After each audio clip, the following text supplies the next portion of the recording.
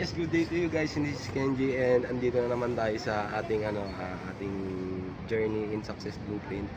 So guys, andito kami ngayon, nagba-vlog kami. Gumagawa kami ng content for this copy. So guys, kung ikaw si Doraemon, joke lang.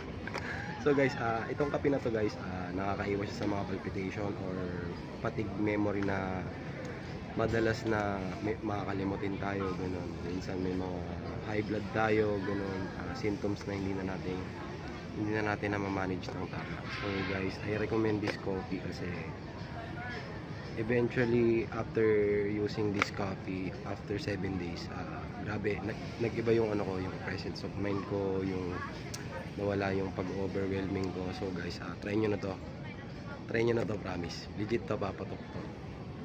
So guys, this is Kenji and thank you.